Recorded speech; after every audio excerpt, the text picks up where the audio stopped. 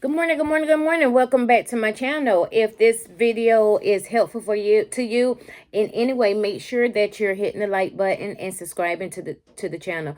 Today I am coming talking to you about isolation and depression, because sometimes we can get ourselves mixed up with whether I'm in isolation or am I depressed. And then if you are in isolation, who isolating you? Is it God that's placing you in isolation, or is it Satan that is placing you in isolation? So we're going to discern the seasons and help protecting our souls, our life, to see which one is which. Okay, so what is isolation? Isolation is the physical or emotional separation from people. It can be chosen, which means stepping away to think, heal, play, or reset, and that is something you did. Or it can be unchosen, rejection, abandonment, loss, relocation. Isolation is a state of being alone. It does not automatically mean something is wrong, right? Sometimes isolation is a boundary, a healing space, a preparation room, a pursuing season, or a pruning season. But isolation can also be dangerous when it turns into chronic withdrawal driven by fear, shame, or hopelessness. What is depression? Depression is not simply just being sad. It is a mental and emotional condition that can include persistent sadness or emptiness, loss of interest in things once enjoyed, fatigue or energy, changes in appetite or sleep, feelings of worthlessness, difficulty concentrating, hopelessness. Depression affects the mind, body, and spirit. It is not just spiritual weakness. It is not laziness. It is not a lack of faith. Depression is about internal emotional condition. You could be isolated and at peace, surrounded by people, and deeply depressed. You can be depressed but still going on with life. You can be depressed and still think you have joy. I know I have been through a season before that I was depressed and didn't even know I was depressed.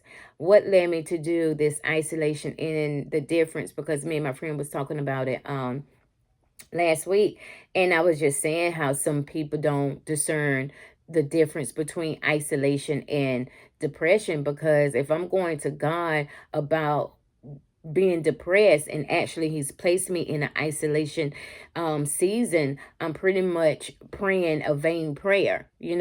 I think it is vital for you to know that you have to discern where you are in every season of your life, whether you with God or not. I just think discerning is a vital thing to have, right? You got to discern. You need it.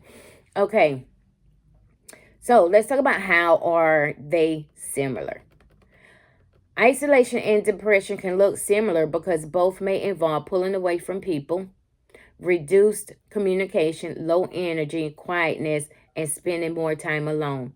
From the outside, someone in a healthy isolation season may look depressed, and someone depressed may appear to be just to be keeping to themselves. That's where confusion happens. So, from the outside, someone in a healthy isolation season may look depressed. Whenever, like for me, I know my seasons, and I know from the outside sometimes, or even just talking on the phone or whatever, some people may think that, oh, she's just depressed. No, I'm in my season, but at the same time, I have had my seasons where I was depressed and just not feel like being bothered, getting out of bed, this and that and the third. And if you are living and walking your journey out with God, the correct way, sometimes those long waits could turn into depression, sometimes those long drawn out isolation seasons that he keep us in can turn into depression because we get tired, and then sometimes you lose hope. But at the end of the day, knowing why and who put you there and getting back up is vital. It's vital, right? So let's talk about how they're different. Isolation. When God puts you in isolation, it produces clarity, peace, growth, purpose, and temporary. You know, this is something you're not going to go through forever. It's just for a moment. Now, depression is a little different. It produces confusion, heaviness, and stagnation. And it also makes you feel hopeless and feels endless. And sometimes it can take you into that different mind state of, I might as well not be here, or nobody cares about me, this and that and the third. But even though sometimes walking with God also can do have you feeling the same thing, you're not to rely on your feelings, your emotions. You got to get out your feelings and get those emotions away, because you know for a fact that God placed you here. You should still have a sense of some type of empowerment in your body, to know that this too shall pass. There is a light at the end of the tunnel, right? But depression, it makes you feel God awful. And you do have people that can function while being depressed. Like, I was so stressed these last couple of weeks, that my shoulders, like right now, they're still hurting. I had to go to the doctor the other day to get some medication for it. You have to take care of your body, but you have to know also, trusting in God, making sure you stay focused on Him. You don't want to be in a isolated place with God, and next thing you know, you drift off into a depression state. Um, they look similar, but they're not. You know what I'm saying? If you stay in God's word and worship, there should be a level of joy, empowerment. You have to find something to be joyful for in that day. I can give you at least one thing to be joyful for, even when reality is crazy, and that is that God woke you up to see another day and to work on something else that He gave you to do. Right?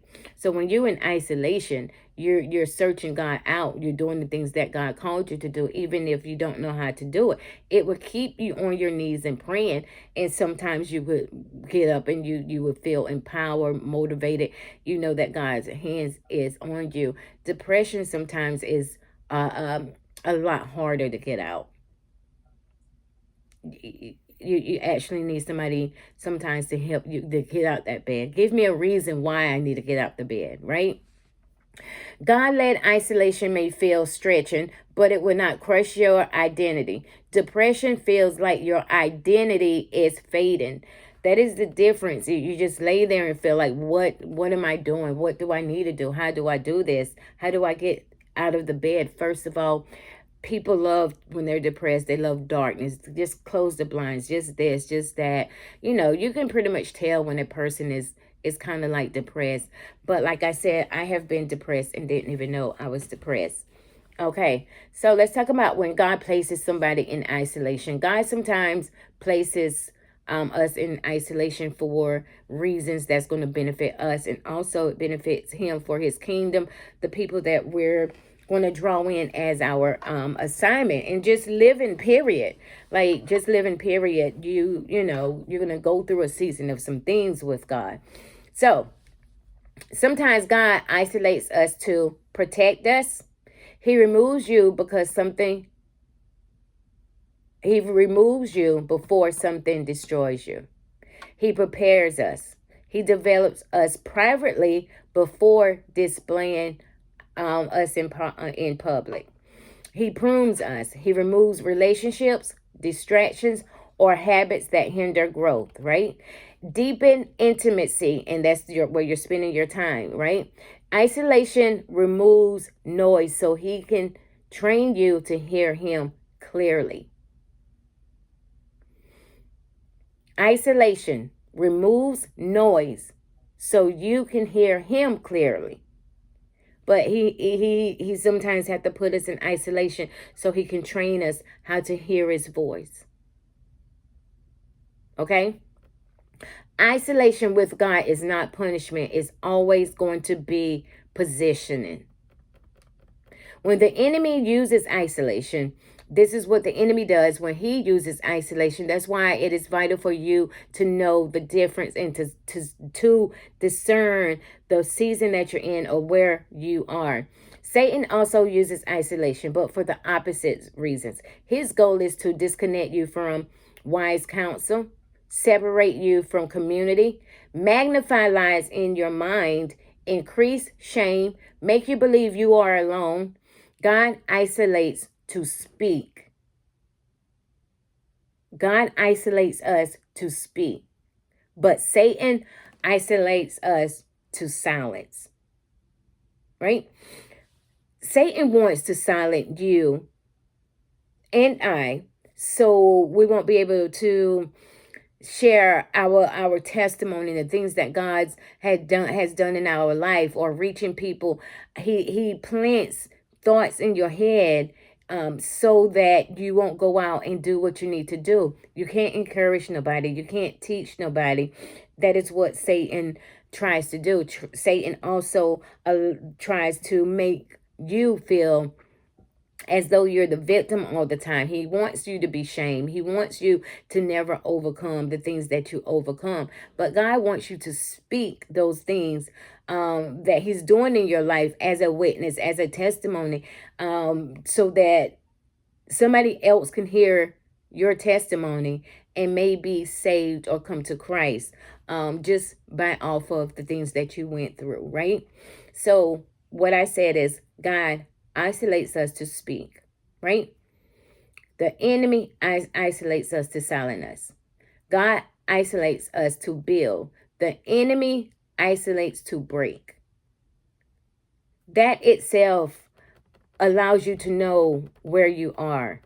What are you doing right now in the season that God has you in? Are you being negative? Do you feel sad? Do you feel as though this is never going to end? What is going on with you right now? Or do you feel empowered by being in your isolated season, knowing that this too shall pass, and knowing that, oh, I'll have something that I can share with the world when I'm out of my isolated season? Your isolated season prepares you. He cleans up your character. Integrity is a big thing. He gets all that stuff that you learned along the way. You have to unlearn. You have to make sure that you're not greedy. You're not selfish. What is the intent of you even wanting to follow him? Is it so you can get all the money in the world, but yet not share it with others? You are to, when God bless you, especially finances, you are to make sure that you're doing things for the kingdom and helping others, right? You're not to be greedy and harbor all that up for yourself. No, your purpose of the finances is just that purpose for it. It is not for you to store up just for yourself. Pride. So your finances, whenever he overflow it in an abundance, it should be rooted in purpose, in helping, not pride and selfish. Okay, so why people confuse isolation and depression? Many people confuse them because both involve being alone and being quiet. But the difference is in the fruit, meaning in the fruit, I mean, whenever God places you in isolation, what is it producing? What is it producing? So here's something you can ask yourself. Is this season producing growth or is it producing despair? Do I still feel hope or do I feel trapped? If someone is depressed, they may think God must be isolating me. But depression is not always divine isolation. Sometimes depression is unprocessed trauma, hormonal imbalance, especially those that's going through menopause, burnout, grief, spiritual warfare, or clinical depression that needs professional support. And there are some people that have depression that needs to be maintained by medicine, or some kind of mental support people, therapists, psychiatrists. Some depression, I understand it too, also, that can run in people's family, but identifying where you are and getting and seeking that help is always vital. Not every dark season is God.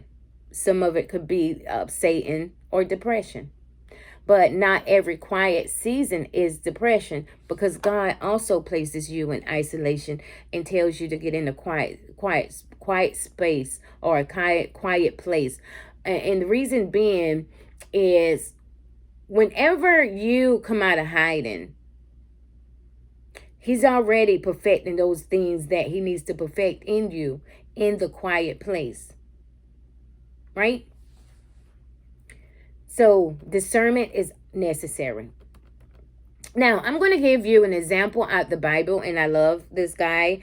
God gave me the story of Elijah in 2023, and I have been sitting with it forever. I had to go back and revisit that story again in January, because I needed it for where I'm at. I had to be reminded what God says of what He's going to do in my life, as far as I'm going to provide for you no matter what, So in 1 Kings chapter 17 through 19, Elijah experienced isolation. After confronting evil leadership and false prophets, God sent him to the brook, later to a widow, and then into a cave. The brook dried up. He was physically alone. He even said, "I alone am left." But notice, God isolated Elijah for provision. What was the provision? The ravens fed him. Protection, hidden from danger. Preparation before Mount Carmel. Revelation, God spoke in a still small voice. However, after victory, Elijah later became depressed and said he wanted to die. Same man, two different seasons. You have to remember that. Same man in two different seasons. One was divine isolation, and one was emotional exhaustion and despair. And that's why I'm going to stop right here real quick. I know from my life, I went through that. I'm same person, love God, know He's supporting me. I read my Bible, I get in His Word, and I know I'm in His divine will. But I also got depressed. I also got overwhelmed. I also went through a season of being so exhausted, because this journey has taken a hold on me, and it's long and it's drawn out. And not even just only that, I also was trying to do things in my own will, my own strength. So yes, you're going to have times where you are going to get exhausted. And the thing about Satan, he tries to wear you out, where there is no more strength, where you look at God and say, "No, forget this. I'm not doing this. It's too much." I said all of that, but yeah, I'm still going. I'm still faithful.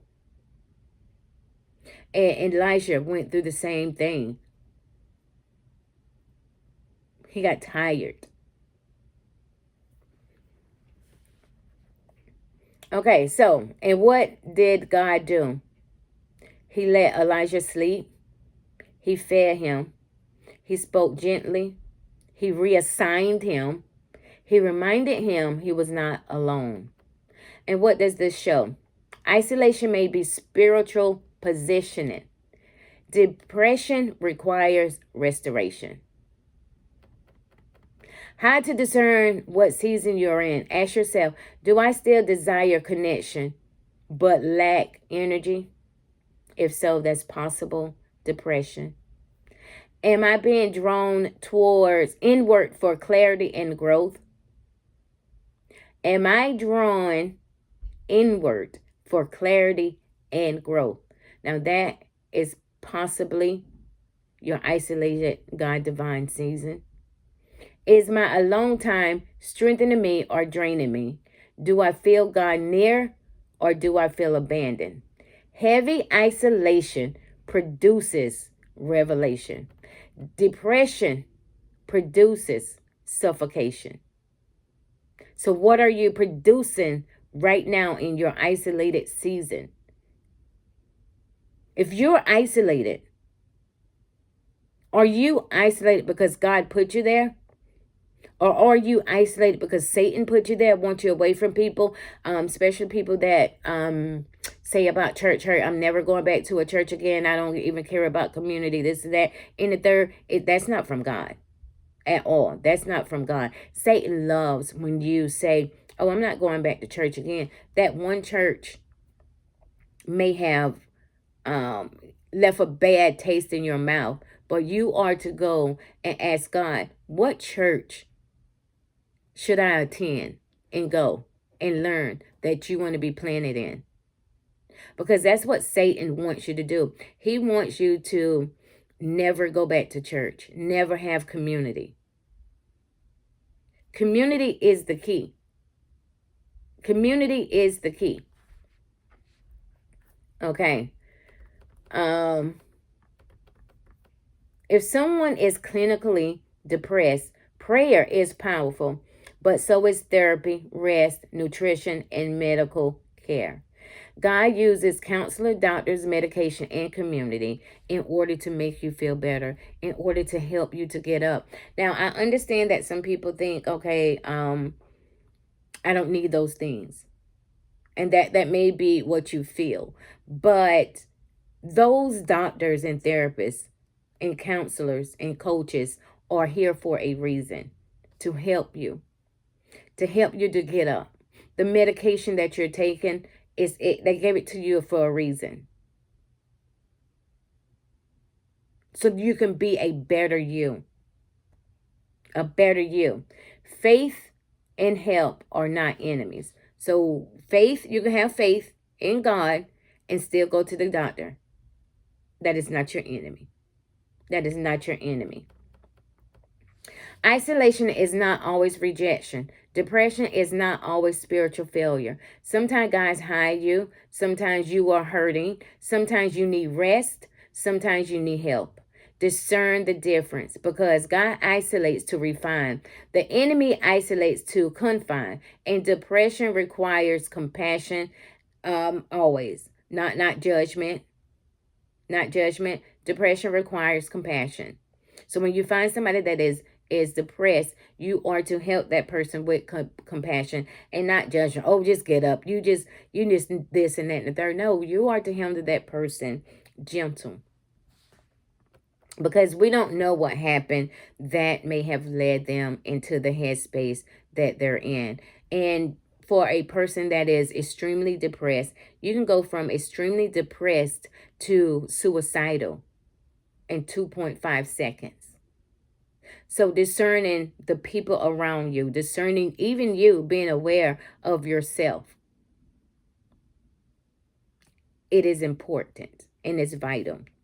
So if this video is helpful for you, make sure that you hit the like button and subscribe to this channel. And if you see or know somebody that is isolating themselves, and you listen to this video and you know that, hey, this is not the isolation that God called you in, so we need to do X, Y, and Z, do that. Help people.